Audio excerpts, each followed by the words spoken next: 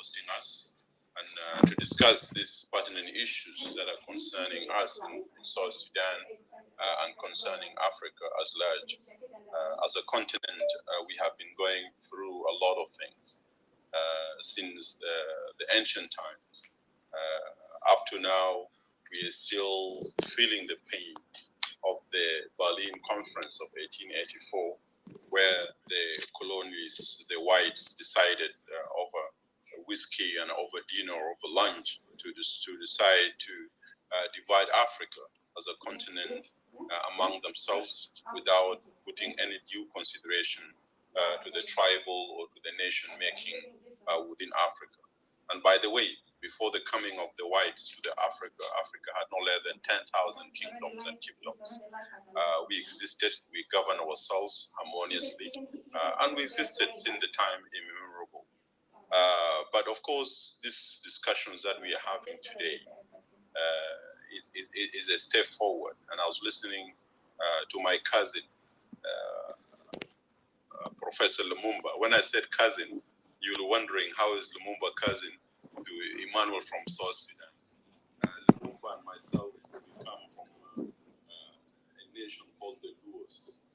The Luos we are found in Sudan, we are found in Ethiopia. Patricia Patricia is from that side.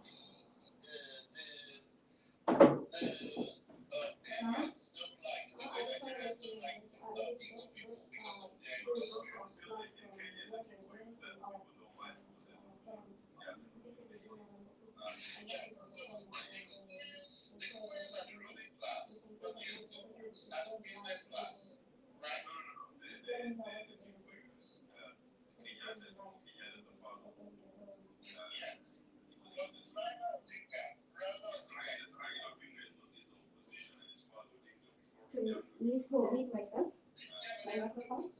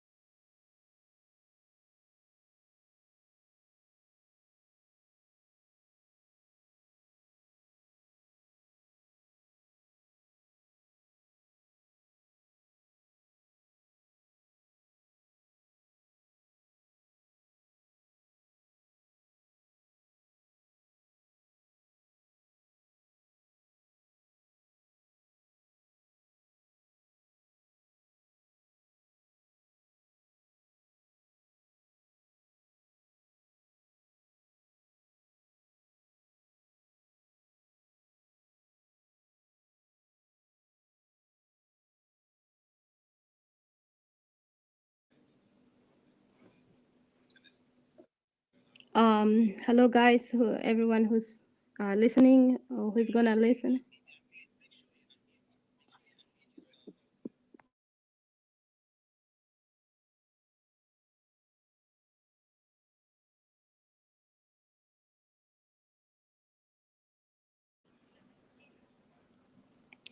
We're just gonna put this broadcast on. This is something that we're doing on Clubhouse now. It's going on.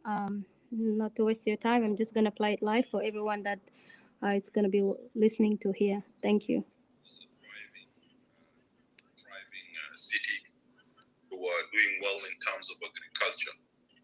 The same jealousy that the Western world do have today. In the year 152, there was a man, a senator, a Roman senator called Marcus Brocius Cato. Marcus Brocius Cato. It was a known senator who hated the Carthaginians. He didn't like too much racial tendency and also jealousy. And he also wanted to destroy Carthage. So what did he do? In one of the occasions in the Senate in Rome, he came up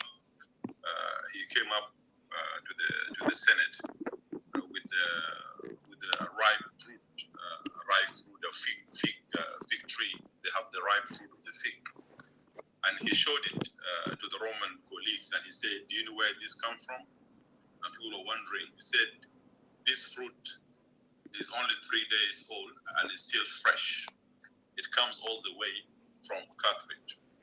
So I'm presenting to you that if Carthage continues to prosper, they will pose an immediate threat to the Roman Empire. And hence, Carthage is a dangerous place for us and pose a danger to the Roman expansion and Roman ideas, and it must be destroyed. That is why in the year 149 BC, the Roman army sailed from North Africa and sieged Carthage. For nearly 3 years, the Carthaginian held out.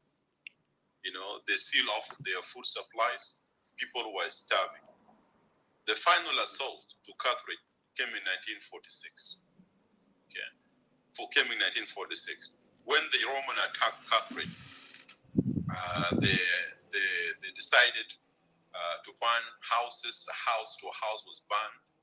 They slaughtered men, women, and children. Okay, Emmanuel, seconds, please. Guys, we've been getting a lot of back channel messages. Some can't access it.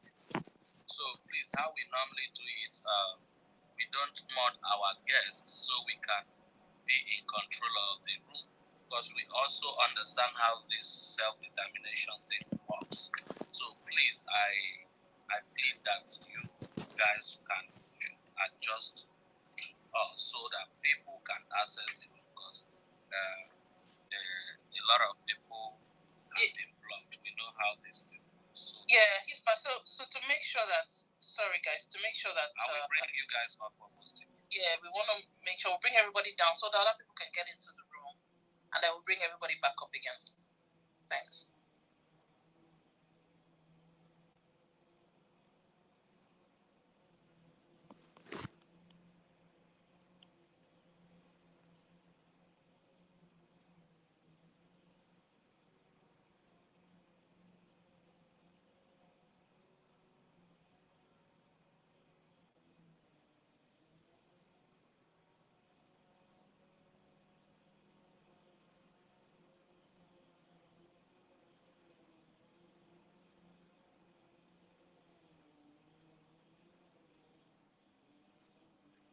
Yeah, hello.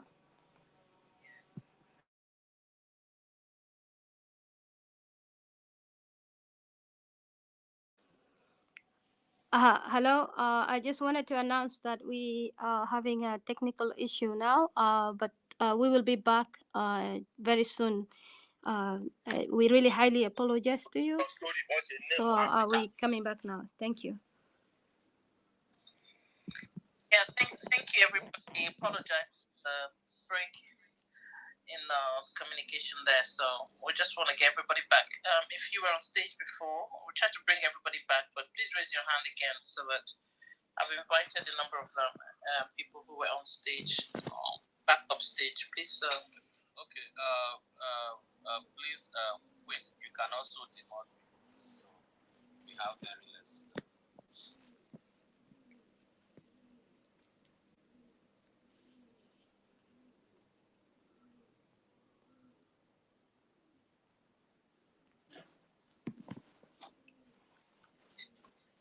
Okay, so sorry, Miss. So are you who was speaking earlier? Emmanuel. Yeah. Emmanuel. Okay, I can't see Emmanuel here. He's in the first line, Emmanuel. Emmanuel, please raise your hand so that we can get you back on. Just the two people, Get Out and Emmanuel, in the first line. Thank you. Okay, I've sent invitation to Get. Okay, Emmanuel is back up. Thank you. Yeah, so should I continue, because my train of thought is being interrupted here, so I don't know. So should I continue, or you're still arranging the room and proceed? So continue now. Continue. Yep. Yeah, thank you. So basically, I don't know if my last point I made was clear in terms of that if we want to change things in Africa, in my opinion, we should even start thinking of changing the word Africa itself, because from the small dose that I gave the footnote about how Africans became on celebrating the conquering of Africa and slaughter of the innocent women and children, they call it Afri or Province Afri. And Afri is a section of Berber tribe that was residing in Kadri. And yet we are yet still calling ourselves African. So you could see how we in Africa, we is really a big dilemma, even after, many centuries have passed. Now, let me come to the issues regarding my country, South Sudan. It is important because when we start talking about the right of self-determination and the criteria set out in the right of self-determination, and we need to see that what we are discussing will fall into that context of the right of self-determination. Someone talked earlier and gave an historical narrative, I think was CJ, on South Sudan. Yes, some of it was accurate, but some I think need to be corrected. I will start with the correction first before I go to the historical aspect. The Dinka, whom my brother CJ alluded to, and calling them that they are brothers to Jalin and Shaigir, and that they came during the Mahad escaping slavery, that's not absolutely true. It is incorrect. The Dinkas are Nilotic group. Their physique, their language is not the same with Shaigir or Jalin. Jalin and Shuaiga, they're Arabs. Their language is Arabic. So Dinka has nothing to do with it. And to say that is after Mahdi came in 1881. The Dinkas have been in South Sudan way earlier than that, maybe 200 years. So it's not true that the Dinkas are Jalin. Dinkas are not Arab, they're Nilotic. They fall into what we call the Northern Nilotes. So they're not Dinka, they're not Arabs. These are things I also wanted to correct. The other thing is Equatoria. It's the two tribes he mentioned. They say the Equatorians and the Jalin, they fought on the redivision and divided South Sudan, and Emery granted that. Equatoria is not a tribe. Equatoria is a province that is consisting of 34 tribes. This is just a correction I'd like to make. Let me go on. Let me continue. Now, the issue of the Lado enclaves. You see, my dear brothers and sisters, perhaps who are not Southern Sudanese. Sudan, as you know today, came into existence after the Turkish or the Ottoman Empire conquered in 1821. Before that, Sudan was known by different names, and people existed as different nations, But when the geographical Sudan that we know today and the Sudan that we know today came to be in existence in 1821, when the last kingdom of the Funj Sultanate of Bade Abu Shuluk VI surrendered to the Ottoman Empire, and then hence Sudan became part of the Ottoman Empire. Of course, South Sudan, to the relevancy of it, during the Ottoman Empire of 60 years of the Sudan or less, Sudan was subjected, people of South Sudan in particular, and other parts of the Sudan, Nuba Mountain and Gazino, was subjected to slavery. Slavery, because slavery was one of the reasons why the Ottoman came and conquered Sudan. They wanted to use slave in their armies. So slavery became, the business of the day in that areas that we know as South Sudan or Southern Sudan at that time. The European forces were getting concerned, and the allies to Ottoman Empire, regarding the slave trade. Now, the Ottoman Empire, they decided to hire people to govern some part of South Sudan, especially the area of Equatoria. So South Sudan had three provinces. You had the Upper Nile province, you had Bardazar province, and you had the Equatoria province. The Ottoman Empire, the first person that they hired to govern the Equatoria province, which was part of Bardazar at that time, was Sir Samuel Baker. Samuel Baker became the governor of Equatoria in 1869. Of course, he was hired by the Ottoman authority. When he was British, right? Samuel Baker was a British man. Yeah, he was a British man. So even Sir Gordon was British too. You know, so what happened? The Ottoman Empire, because they had good relations with British, they used to hire some British administrators to come and rule on their behalf as their, you know, as their what do you call it, as their governors. So what happened in this case, because the British were concerned about the slave trade in southern Sudan at that time, they convinced the Ottoman to stamp out the slave trade and decided to appoint Sir Samuel Baker in 1969 as the governor of Equatoria. And then You said 1969, it was the late 1800s. 1869, yes. Oh, okay, all right. Yeah, 1869 precisely. So Samuel Baker formed his headquarter administration in a place called Bondokoro. Now, when Samuel, and then he managed to suppress the slave trade. After him, in 1874, when Samuel Baker left his post, Sir Charles Gordon, also British general, was well known in China and the rest by the British. Sir Charles George Gordon became the governor of Equatoria in 1874. In 1874, he became the governor, and he moved the capital of Equatoria from Gondokoro to a place called Lado. You know, to a place called Lado. Now, he only ruled for 2 years. 1876, there's a man called Amin al-Pasha. Amin al-Pasha. Luca, can you please check your back channel? Thank you so much. I'm so sorry for interrupting. Please go ahead. One of the people who are signing peace agreement with the regime in Rome, and Mr. Manuel, please go ahead. I'm sorry for interrupting. Yeah, thank you. Charles George became the second governor of Equatoria from 1876 to 1874 to 1876. Amin Pasha took over after him, and by 1881 he located to Gondokoro, to Lado, and Lado became a big town of 5,000 tukuls. Now, why is this important? This is important because when we talk about Equatoria, we need to know that which Equatoria are we talking about, so that we could put the context of the right of self-determination.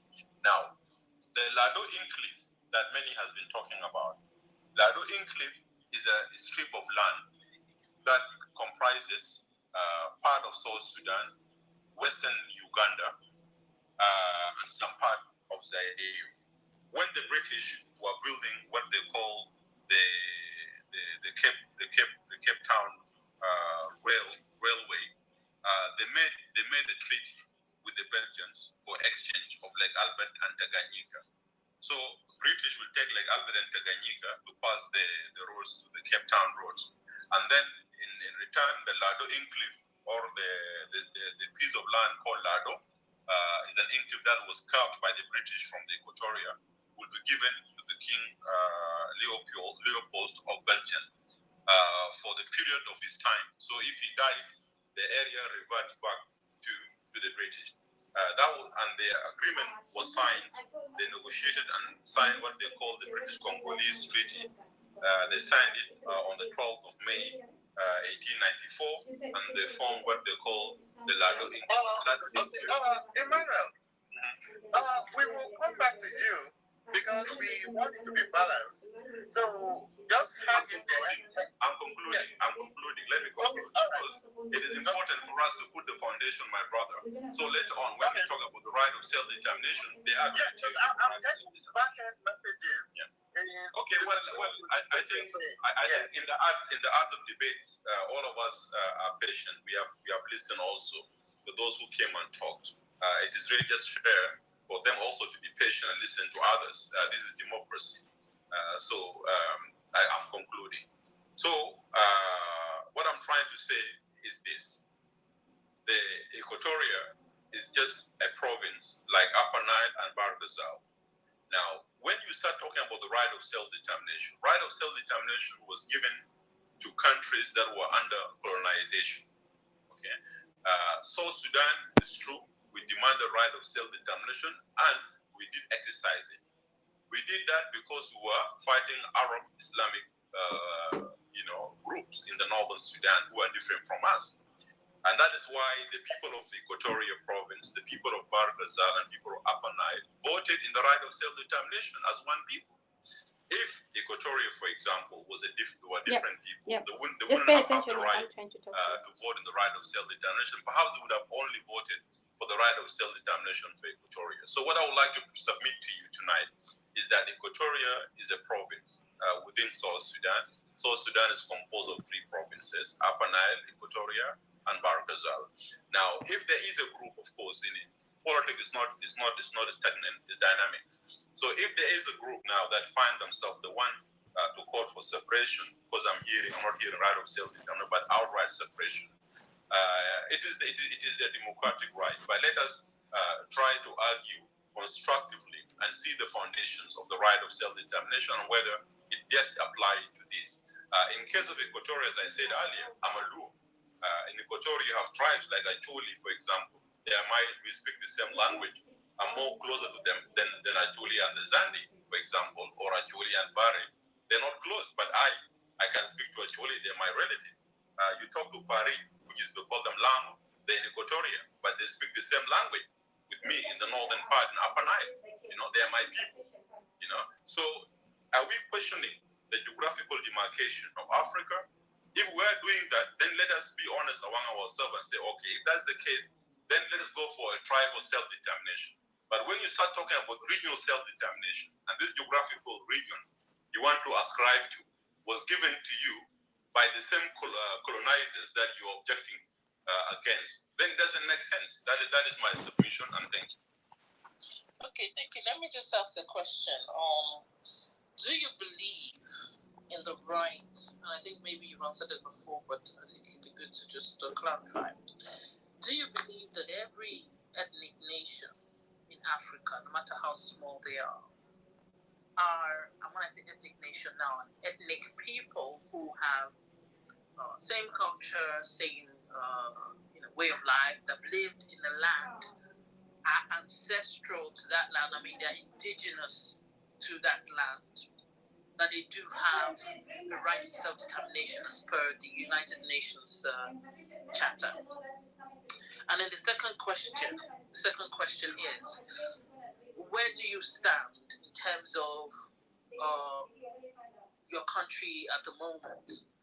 In terms of if these people, okay, actually answer the first question, and then maybe I'll be able to answer my next question, and ask my next question after that one.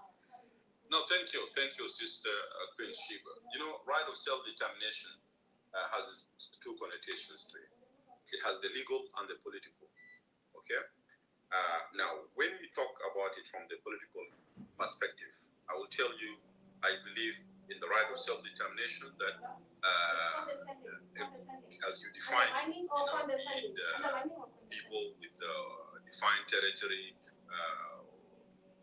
a stable population. We also enter into international relations with other countries. Yes. Okay. For example, you look at the issue of Nigeria. Nigeria, I don't call Yoruba, for example, as a tribe, or you call Igbo as a tribe, because they are a nation unto themselves, or Fulani, or Hausa. They're actually nations. So let's say if Yoruba, want to become independent, or let's say Igbo in Biafra, they want to bring back the idea of Biafra, do they have the right? I will tell you yes, because one ethnic, Yoruba is an ethnic, is a nation among itself. But now, if you tell me that Yoruba and Igbo should have a right of self-determination within the same, having the same geographical space, forming a new country, then the question becomes, what entitles Yoruba and Igbo to become one nation by themselves without the rest? And that's the question. That is the legality of the right of self-determination. In case of South Sudan, I know the question you're trying to ask. In case of South Sudan, first of all, South Sudanese, we are not being ruled by any other races. We are all Africans. We are all black. As you could be black, you could get. Now, if it comes to ethnic diversity, even Equatoria that we are talking about, demanding the right of self-determination. Equatoria is composed of more less than 34 tribes. It's the most region in South Sudan that has more tribes than the province of Upper Nile and the province of Bahr-el-Ghazal. You know, so what will entitle, for example, is it because of geographical space called Equatoria, or because of ethnicity? If it's ethnicity, ethnicity is not one. There's no harmony. It's not in the case of Yoruba or Igbo in Biafra. See, this is the thing I'm trying to get in. But as a principle, for those who have been oppressed, and as you put it, indigenous people of a certain geographical space, yes, they do have the right of self-determination. Thank you. Okay, thank you. I think that's the bottom line, the last part that you said. I know somebody, I think, or those might want to respond. The last part of what you said, I think that is very important. An indigenous people that are what's called to have similar culture, language, and all that, and they are connected amongst themselves, and they know that they have, because you might also have a nation with different dialects, but they all have common language that they understand amongst themselves, right? That is a nation. So I understand what you're saying. I think it's a great point. That last part is very important, that for me, that every nation is allowed to have self-determination, but also people do have different perspective to this. So let me go to Odysseus. Yeah. Odysseus, so you wanted to respond to that? Yes. With all due respect, I thank you first of all, and I kind of expected this exactly what Brother Emmanuel was saying, and what I'm hearing from him, trying to put Lua. We have Equatorian in Lua from Equatoria. This really just does not justify anything in his claim. I think he's trying to stand for unity. For what I see here, for us, separation is not about who are we related to. We can be cousins. It doesn't matter. It's our right. Like you said earlier, you believe and you respect in the human right of everybody's self-determination. You're trying to hold Lua as you kind of trying to hold us as a hostage because there's Lua in Equatoria. I mean, Lua is everywhere, even in Kenya.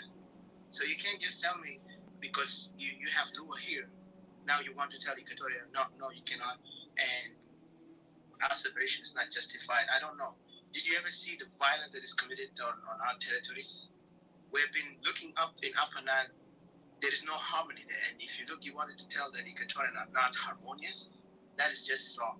If not this regime, that with all respect, you guys was once members to it, and now this regime have caused a lot of damage to Equatoria, would have not even been in this situation. Because I see you guys are very much, and I'll be honest with you, you're in a position against the regime. And the regime is against you and against us.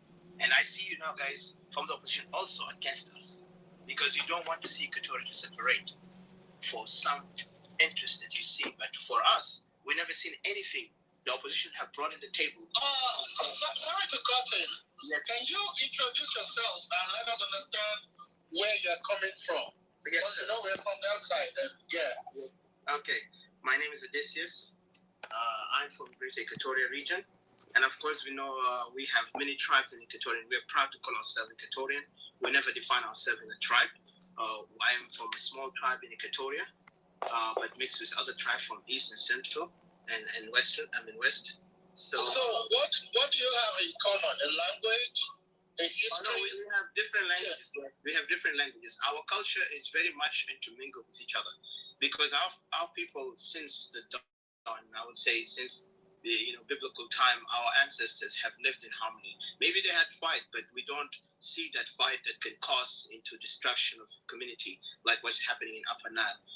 For us, Equatorian, we're very much able to interact. Even the governing system that in the past, even with British, if you look at the colonialist reports and those things in archival footage and archival evidence that can even back what we're saying, that these people, the community of Equatorian, were most able to govern themselves the way how Western was seeing, even though they're not advanced in technology, but they knew how to govern themselves with their chiefs. Their chiefs were the highest power there, where they can actually settle issues between two tribes if there is any conflict. Sorry to cut in, Mystic. What do you mean by biblical times? I mean, remember, African, like for our people, okay, Kushites, this is what we are known before we even called Nilotics or called Africans or whatever. That's the people of Kush. So you're a Kushite? Yes, that's what we are known, Kushite, from, even up and you believe that Kushites are Africans? Mostly, yes. I mean, why? I mean, there is no doubt. Oh, okay. No, just ask it. All Yes, right. Okay. Right. we're all descendants of Kush. So even right now, if you look at Africa, we are all related somehow. We can say we're not. Maybe we have languages, but still we're related. Like how Europeans are related to each other and they speak different languages. But that does not mean that we cannot decide for ourselves when we come together and find the best way to live. But are Kushites from the Niger Congo DNA block? Well, we don't, like if you want to talk about Kushite, okay, according to what we know historically and biblically, Kushite is supposed to be the south of Sudan. I mean, south of Egypt. Okay, south of Egypt was known the Kush kingdoms. So those Kush kingdoms were there's so many tribes within them, many languages, and the most powerful nations at that time was in Ethiopia, where they built their kingdom and have dominated. Even in Sudan, Khartoum, there is tribes. I forgot their names specifically, but those people were anciently have a history in records. So I don't have to go because I might not remember them, but I know for a fact. There were some great leaders from Sudan that were known to be that. But I want to get to my point here about Equatoria because I just said that we are all descendants of Kush. That's the most important known. If you want to even go farther, we are the descendant of Ham because we are Hamites. That's according to what we know that we are just Hamites. But now they gave us. Okay, I'm sorry, Mystic. I'm a bit uncomfortable with this your biblical narratives. We don't think from a biblical point of view. No, we think okay. more from yes. So Ham, who is? No, it's fine. It's fine. Who is Ham? Ham was the cursed son of Noah, right? Yes, he's son of Noah, of course. And and I don't know if he's. Okay, go ahead, CJ, because I want to go ahead. I think this shouldn't be an issue of arguments. All these things are in the Bible. You have just mentioned a few minutes that you in the Bible you gave us a verse in the Bible. So I don't think that's a point of argument. The main point is that it's Equatoria. Yes. So you see, the Bible was brought to Africa to cause confusion. So if you're embracing yourself as the son of Ham, that means you're justifying everything the Europeans and the Arabs did to us. No. Because that's what you're doing. And that's a sensitive one for me. That's from Islamic point of view. Okay. That's the Islamic point of view. Can you give me a chance to let me answer this and then because now we're diverting from the point. Okay, if we don't agree, because like I said, there is a lot of people of different denomination. You can be Christian, Muslim, you can be atheist, you can be anyone who disagree with the Bible or the Quran, or even disagree with atheists, but this is not the point here. My main point here is that we all believe that we are the sons of Ham. Maybe you don't believe in it, but if Africans could have a peaceful nation, if we have a peaceful nation. That as a basis for uniting people in Africa. Hold on 1 minute. The Ethiopians came here, mostly the Amarans. Yes. No, please. Okay, all right. Yes. Yes, please. Can I just intervene? No, not yet.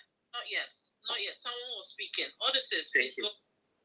Thank you, Ms. Queen Sheba. I just want to say, we're not. That's why we don't have to get to religion here.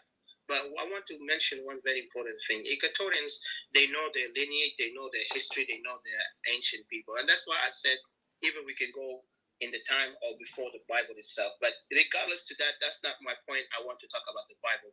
What I'm talking about is our people have been there in their land for centuries. They never took anybody's land. They just settled there and they built that society until we became today the new generation. Sorry, this is the last time I will interject. Yes, sir. Hold on 1 minute. Yes, this is the last time I'll interject. Hold on, Queen. We are trying to debunk new colonialism. So on sessions like this, we don't want. I'm really sorry, Boka. This is not the time for that. When he finishes his point, then we will have opportunity to respond to. Odysseus, go ahead. Sorry, can I say something, please, people? Can we get away from this ham and those all these kind of things? Let's just go into direct to the topic and stick with it. I think we will all be fine. Or let's stop about the religion then. Let's cut it here. Yeah, we can come back to that, but let's Odysseus, just land your point. Okay, I apologize if I offended anyone. I really didn't mean to, but what I'm trying to say is that we Equatorians, we know our ancestors. Odysseus, excuse just a minute. You shouldn't apologize. You are here to tell us what you guys believe. We are here to listen to you, okay? So at the end, we can make our submission from what you guys think. We are not here to direct you or to teach you guys what you guys already are doing or something. So please, though, you shouldn't feel free to, tell us any perspective at which you guys have your belief. Then we understand exactly what is going on. So don't be sorry. Thank you.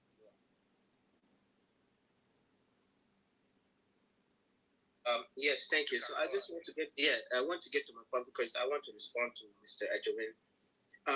Like I said, most of the oppositions and the regime, they are not happy with Equatorians. So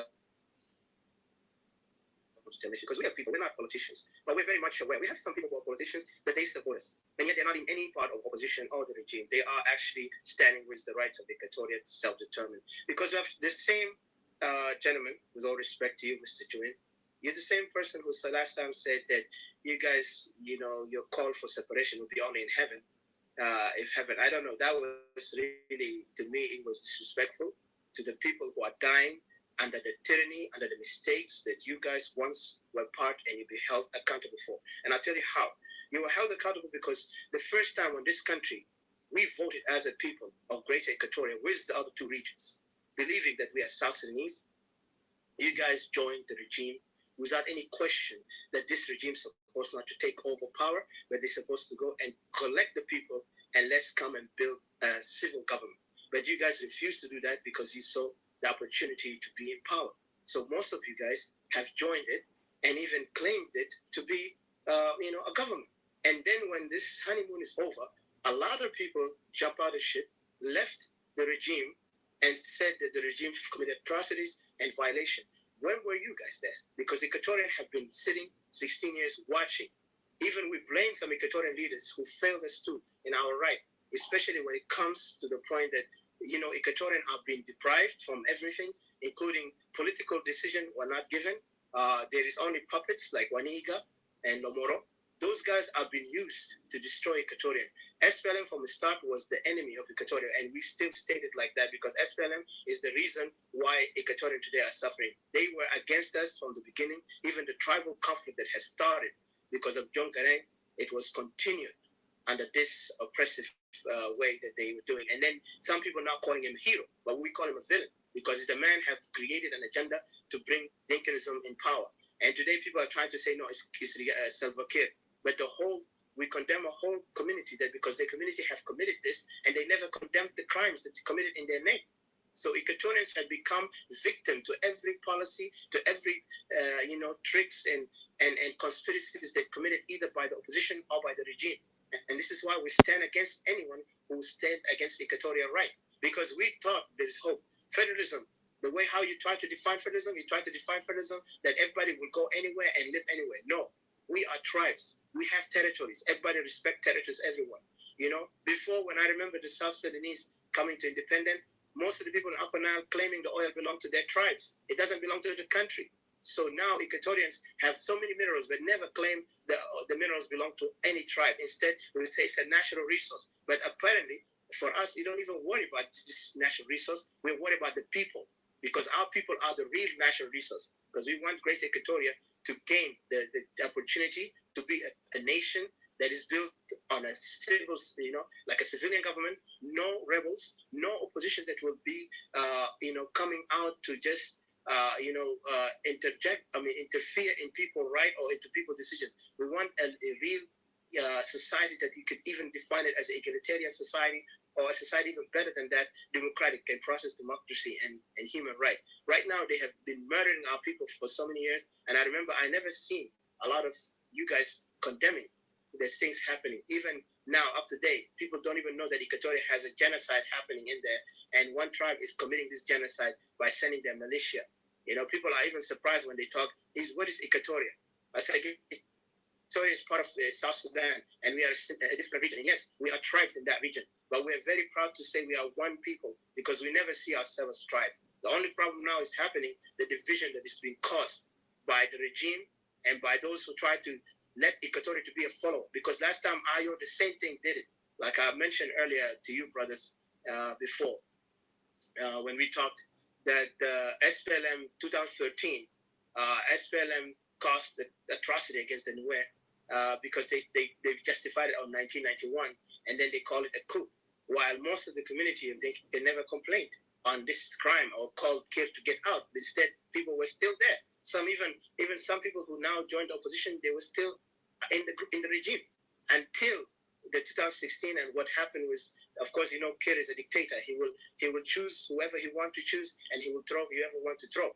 And so people felt, you know, they have to be overthrown out of power.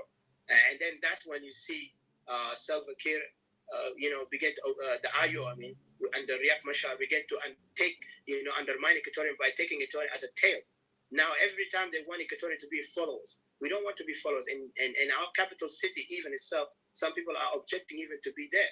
They want to move the capital to anywhere, like Ramshell. That's what they claim. They used to say, in 10 years, after the independence, we will move the capital to Ramshell. They didn't move it. Instead, they began to go deeper inside Equatoria into territories that never been seen by Dinka. Today, you can see Dinka claiming it their territory.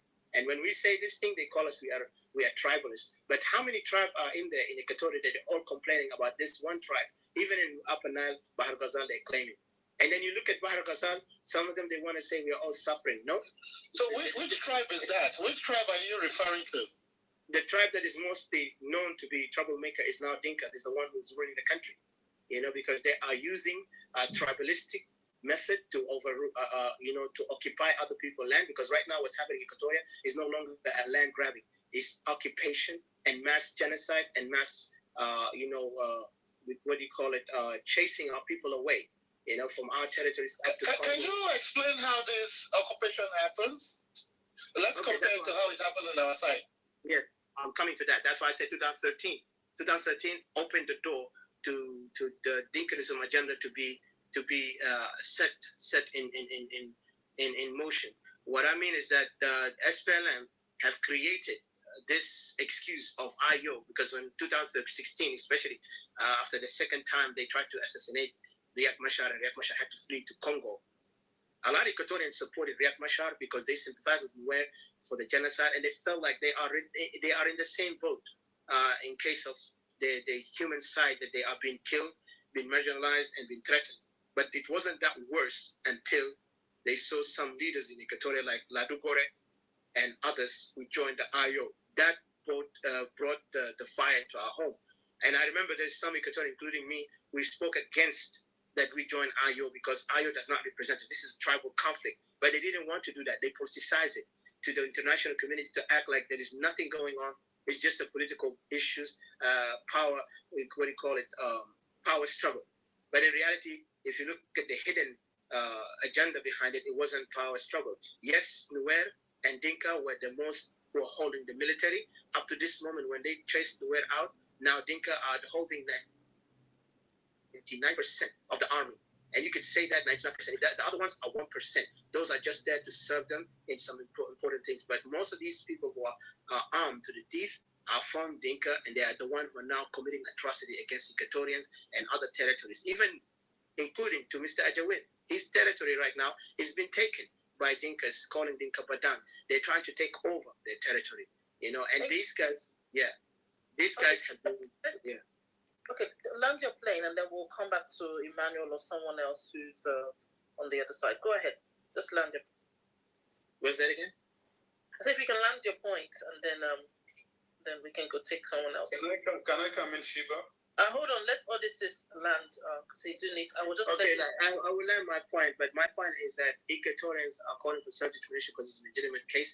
We have a genocide and abuse in our country, and then we see most of these political groups, if it was opposition or the regime, they all are, behind our misery. And I'll tell you for one fact is that they are not willing to even speak on the issues of Equatoria. They're always trying to say, Equatoria, yeah, we understand the issues. They will use us only for the time, and they will overthrow us in the side, like what they did with IO. And today, Equatoria is paying the price. And so for us, we saw everything. We tried federalism. They didn't want it. We tried confederation. They just making it the excuse. So everything they do is just to make them in power. And they want to use us. That's why I say Equatoria cannot afford this time to be used another time. This is the third time, and we have said it's enough. We have to go for our self-determination. This self-determination will be by the people, and we know exactly how we're going to bring it. We're not going to bring it by the way some people are asking. Even some people mocking and say, you don't have army.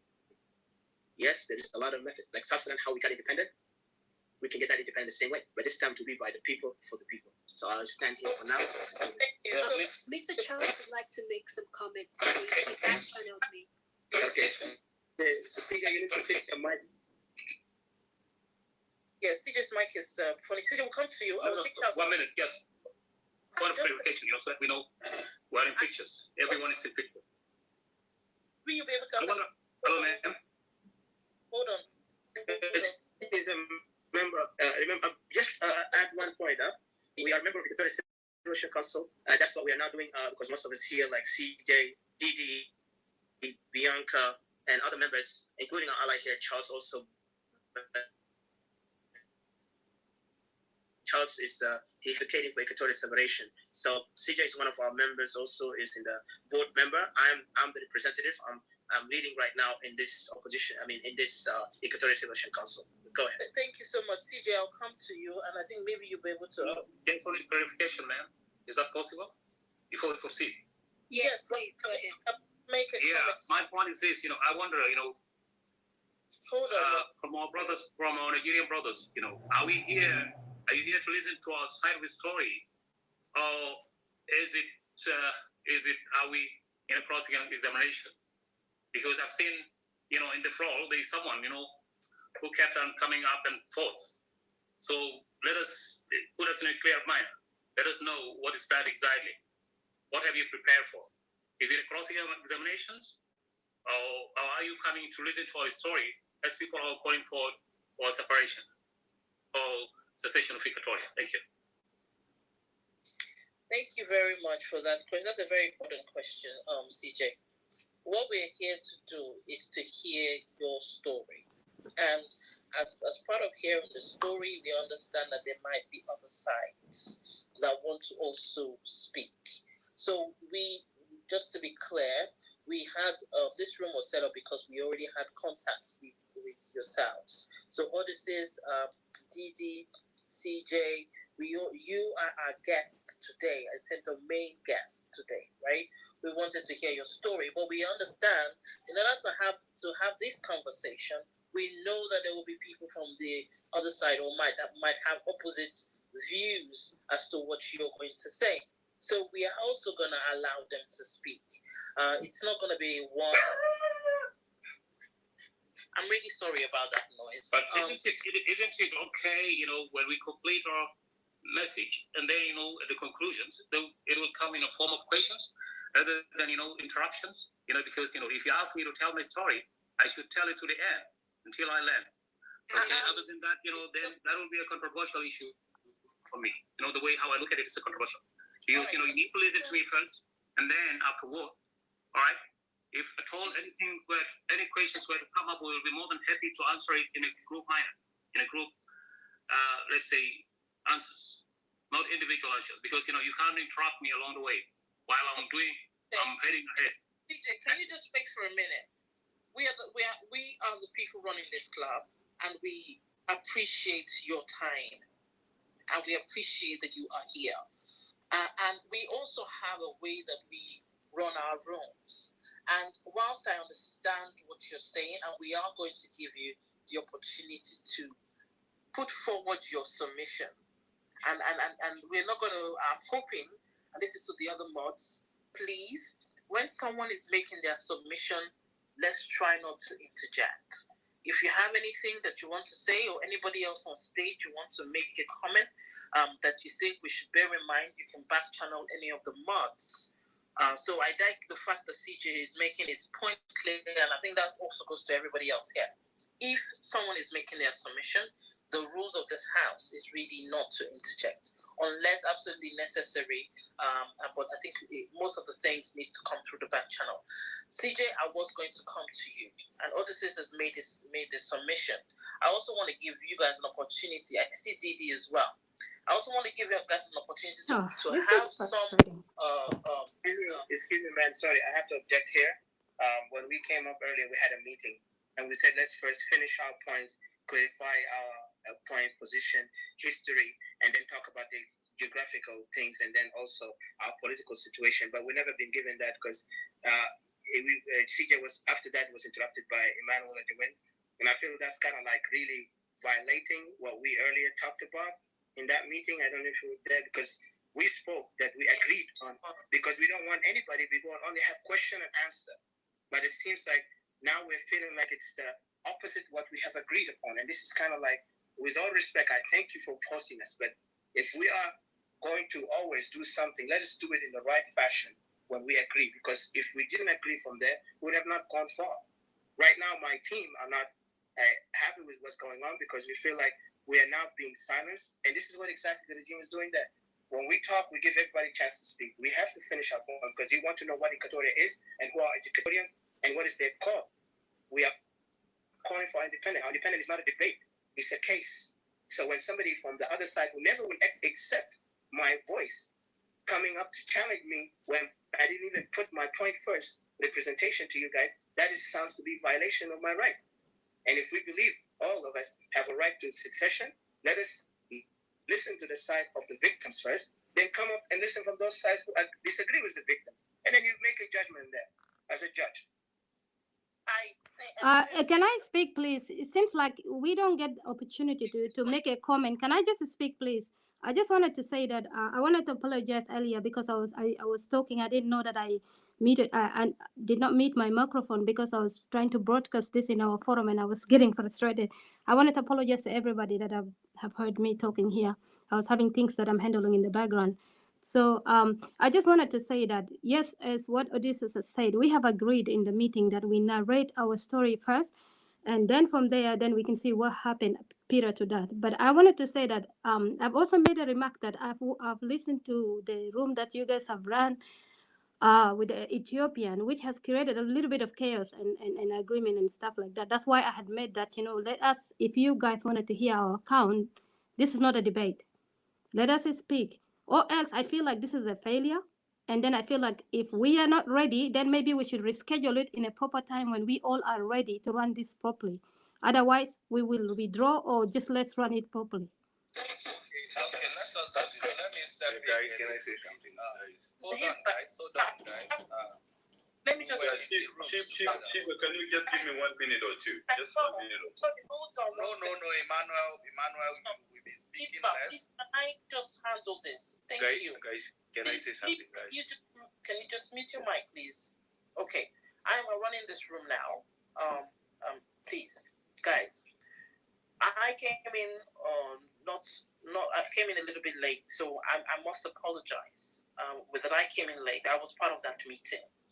And when I joined, I actually thought that you had made your submissions. Don, please, can you mute your mic? I thought you had made your submissions, and I thought we were going back and forth. I didn't realize that you hadn't done your submissions, and I really apologize to you, Odysseus, CJ, Didi, because we did agree before this meeting that you were going to make your submission. So, Isbal, I want you to. Chiba, they have made their submission. That's why I'm saying just give me 1 minute. No, we haven't. Even me, I didn't speak. DJ talk. No, it was a random questions that you guys threw to us, and we had told you that we will give. There's a lot of account that we have wanted to give. This was just a short brief of what you guys should hear from us. I think this is a failure. Please, your network is bad. Can you go out? Let me enlighten my point here. If you're not called to speak, please, I will appreciate if you don't interrupt. Let me say this. Hisba is going to come in next. Then we're going to take the submissions as agreed. And then we're going to take responses at some point. This is Okay, you drop me down, I'm not coming. Then you guys stop. I'm not coming. That you haven't made your submission fully. So Hisba, I don't know, you say you want to say something, so go ahead. And then we'll be able to later on take more people. Okay, you can just have them, tell us more about. Yeah, go ahead. Yes, but can you hear me? Yes, we can hear you. Go ahead. Okay, I think we have to start by allowing the Equatorian to tell us more about them, in terms of and also expatiate on their culture, their ethnicity and their geography, and what they seek for and why they seek for that, and what is actually going on between them, amongst them over there in their country. Then I believe that people like Emmanuel can as well listen, right? Then after they have made their submission, they have led us through, what they are fighting for and what they are doing. Then we can now open up for others to come in. Sorry, Meshiba, just move everybody down and allow the them to make their submissions. No need. You bring people up. You bring people up, so don't get interjected. That's just why I'm saying that. So I think we should be taking CJ. CJ, are you there? Or Odious? Any of you, any of the speakers from let me reset the room and then we'll take CJ. Let me reset the room. So everybody that's just joining in, take CJ, can you wait a minute? Hello, Sheila. Thank you. Voice, please, can you be on mute for a minute, please? This is not your turn yet. Thank you, everybody, for joining this room. This is the Rubicon Club, and in this club, we host rooms like this. We talk about what's happening across Africa. We have had several other conversations, not just Africa. We've actually held a room on Turkey at one point. But today, we're going to talk about the self-determination of the Equatorial nation from South Sudan. That is a number of people here. I understand they have an organization that is leading, that is part of this. They're going to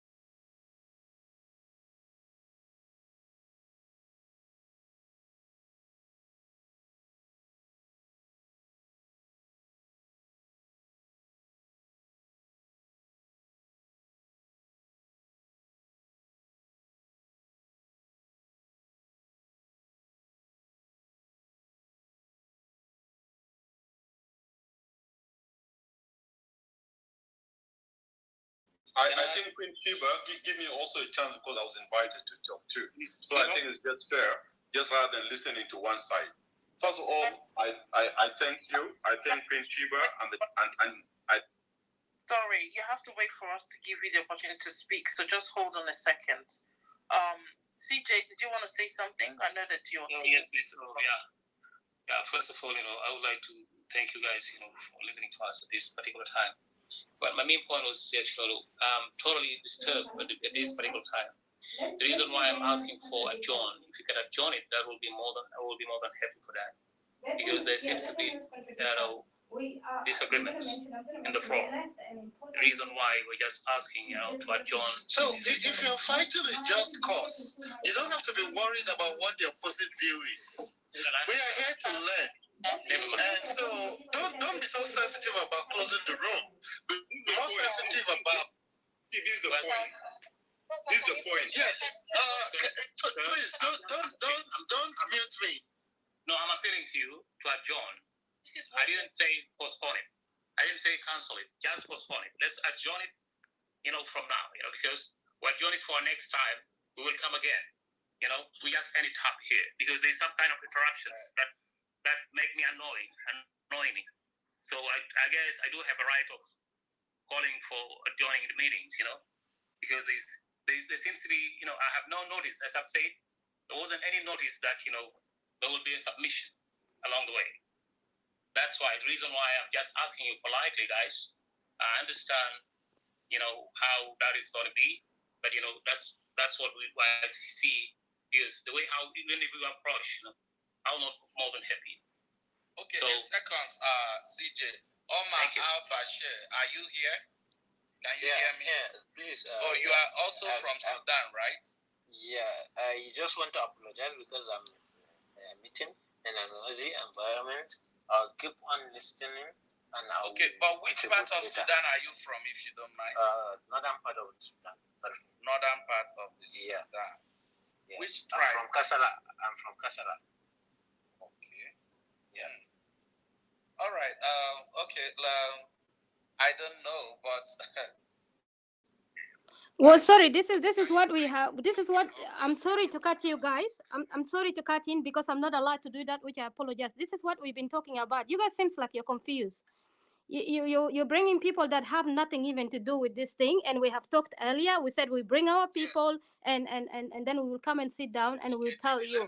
We have left an important meeting. Just a minute. We have rescheduled a very important meeting for you guys. I understand where you're going, but what we are not going to do is just call you people and just listen. No, but because we reached the point of disappointment right now, so I think we just withdraw. But whatever you guys gonna carry on has nothing to do with self-determination of Equatoria. But we are withdrawing. We are already withdrawing. Listen, and let's just hear what they have. Guys, let's just move on and withdraw out. Between the Amaras and the Oromos, the first Let's just people withdraw. that approached us was the Amaras. But because when we started the conversation, we heard the part of the Oromos, we had to understand at the point we had to understand exactly. We are not saying these are the oppressors, but let the other neighbors listen to what you are saying. What do you mean? Then, like I said the last time, what we do is that if you bring me in a room with Fulani, I say my truth. It's not right. Hold on, guys, let me land. I wanted to withdraw. What's up? No, we have to stand as a team and all withdraw out. Once I am saying something, we need to go to the meeting right now. The only thing I don't want to do is to shut me down from expressing myself. I say the truth how it is, and I even tell you, ask this Fulani guy to whatever I have said. You understand? By then, it's giving even the audience the ability to know that, man, you have your facts on ground. There is nothing. You are hiding under the... I allow the Fulanis to debate me. Just announce. You must not shut me down in the presence of the Fulanis. And they are being careful not to do that. But for you to be agitated on seeing the opposite side, and you want them completely not to be around. No, we can't do that. Because you give them your fact, then allow them to debunk it. because at the end, the truth will